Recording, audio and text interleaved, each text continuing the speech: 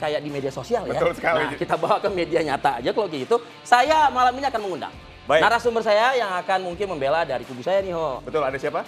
Kita undang, ada Bang Opan Lamara. Bang Opan, silakan bergabung. Saya juga nggak mau kalah. Di kubu saya ada Bung Tommy Welly, Bung Towel. Ini ditunggu-tunggu nih sama netizen. Kemarin STY mana nggak bersuara, bersuara kencang. Giliran Indra Syafri nggak bersuara. Nah sekarang kita kasih suaranya Bang, silakan. Mau Indra Syafri gagal juga tetap Towel trending topik loh. Baik, sebelum kita lanjutkan, sebelum kita mulai, kita saksikan tayangan berikut ini.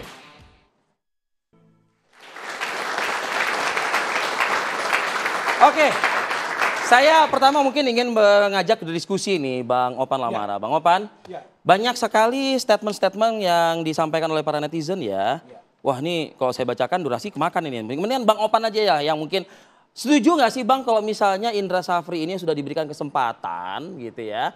Cukup banyak kan tisi-tisi yang dilakukan ya kan. Lalu juga sparring dengan negara-negara lain begitu juga.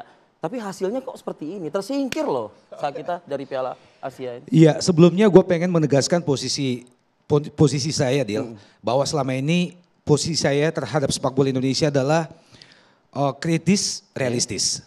Artinya kalau itu memang bagus, ya harus kita akui, bagus. Tapi kalau kita jelek, ya kenapa tidak, kita harus akui jelek. Nah, tapi tentu dengan catatan-catatan gitu iya, kan ya? pasti. Nah, kalau kita melihat pada performa tim kita di Cina kemarin, Under 20 ini, ya harus kita akui bahwa kita tampil sangat jelek.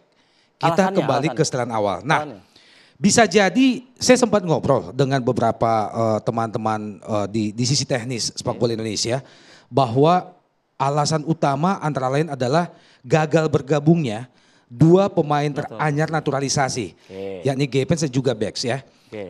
Nah, sekarang ya ini juga harus kita kritisi nih. Kok bisa gagal? Bukankah beberapa minggu yang lalu? Kenapa gagal tuh? Nah itu dia. Kemudian katanya ada perbedaan peraturan antara AFC dengan FIFA. Walaupun AFC ini di bawahnya FIFA sebetulnya. Kalau untuk turnamen yang memang diadakan langsung oleh FIFA, waktu yang diberikan untuk pemain naturalisasi bergabung itu adalah 1 bulan, jauh 1 bulan sebelum pertandingan pertama. Tapi untuk AFC itu hanya diberikan 2 minggu. Nah, gagalnya 2 naturalisasi bergabung antara lain karena itu. Mereka diambil sumpahnya kurang dari 2 minggu sebelum kick off pertandingan pertama menghadapi Iran beberapa waktu yang lalu. Itu dia, Deal. Nah, artinya pertanyaan gini, kalau kita mengandalkan pemain naturalisasi, bukankah di fase sebelumnya di piala sebelumnya pun juga ketika coach masih Sinteyong ya waktu itu kan pemain lokal semua gitu. Tapi prestasi masih agak lumayan lah gitu. Tidak juga. Kita kalau kita berbicara Under 23 di bawah Sinteyong di Qatar, itu ada 4 sampai 6 naturalisasi yang bergabung pada saat itu. Nah, kalau yang sekarang ini kan praktis cuma ada 1. Jadi memang harapan dari tim ini terhadap 2 naturalisasi terbaru ini sangat dibutuhkan, sangat diandalkan. Tapi oke lah, terlepas dari itu anak-anak sudah bermain 3 pertandingan, mereka kalah 2 kali, hanya draw tadi malam sekali. Dan hal lain yang agak memprihatinkan, bukan hanya penampilannya kembali ke setelan awal ya. Khas Indonesia, yang kesalahan elementer kerap terjadi. Saya hitung dalam 1 pertandingan, lumayan tuh lebih dari 10 tuh kesalahan elementer misalnya. Passing yang sangat mudah diantisipasi. Kontrol bola yang bisa sampai 2-3 meter lepas dari kaki. Kemudian komunikasi antara pemain yang juga mudah dipotong oleh lawan, bahkan one on one, misalnya lawan Iran, lawan Uzbekistan, kita mungkin kalahnya 80% tuh. Kalau 1 lawan 1. Artinya secara teknik mungkin tidak terlalu baik, tidak terlalu bagus begitu ya? Jauh. Tapi itu kesalahan pelatih atau kesalahan pemainnya? Ya jelas pelatih lah. Tentu penanggung jawab utama pelatih. Betul. Ya, pelatih. Kalau kita menilik persiapan seperti yang Fadil singgung tadi, menilik persiapan tim ini misalnya TC jauh berapa bulan sebelumnya. Kemudian mereka juga sudah sempat mengikuti 2 turnamen tidak resmi ya, 1 di Korea. Kemudian yang terakhir bahkan kita membuatkan mereka turnamen sendiri dalam negeri di Sidoarjo. Menghadapi tim yang tipikalnya seharusnya sama dengan Iran misalnya. Sama dengan Yaman misalnya. Syria kalau salah. Iya. Pada saat itu kita menghadapi Yordania dan Syria. Ya. Nah sebetulnya tanda-tanda tidak ada progres yang signifikan udah ini mulai terlihat di Jawa Timur itu. Jelas kok. Baik, saya ingin ke Bung Towel. Bung Towel, ini kan banyak netizen yang bertanya-tanya. Ketika STY gagal, langsung Bung Towel bersuara lantang dan keras. Nah ketika Coach Indra Syafri ini gagal nih, Melawan Iran 0-3 kalah. Kemudian Uzbekistan 1-3 ya kan. Padahal kemudian sebelumnya kita Yaman 0-0. Nah, imbang loh. Betul. Terus? Nah, setuju nggak sih dengan hashtag Indra Syafri out? Setuju atau tidak? Hashtag Indra Syafri out ini objektif penilaian evaluasi sepak bola atau emosional?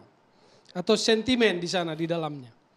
Saya mau tanya, adakah di negeri mana, karena saya belum dapat sepanjang saya mengikuti bola, pelatih timnas kelompok umur U20 sangat heboh ketika gagal? Kan begitu.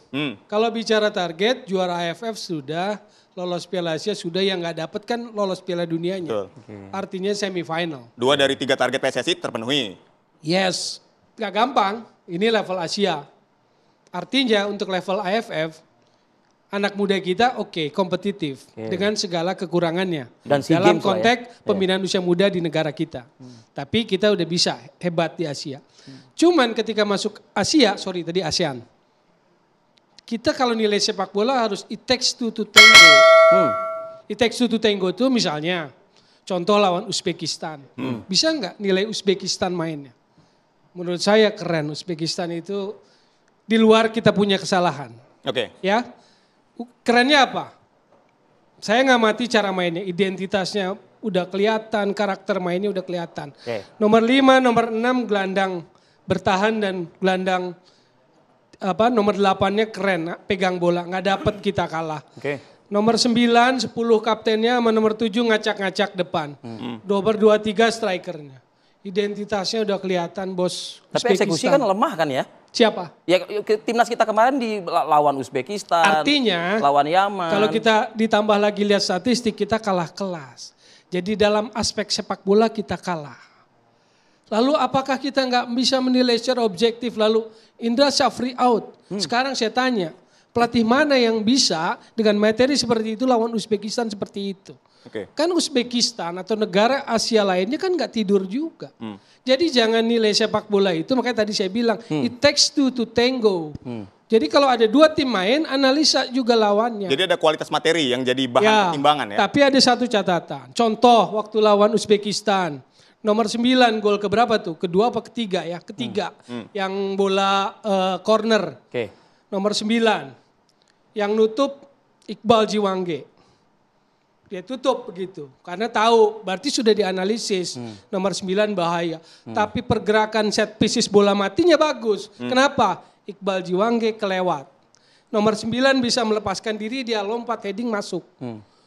Jadi persoalannya bukan seperti netizen yang di media sosial. Ada yang nggak lompat, yes. Tapi ada set pieces yang dilakukan bagus. Tapi apa bagusnya juga Indra Syafri kalau saya bilang? Dia tidak menyalahkan Iqbal Jiwangge.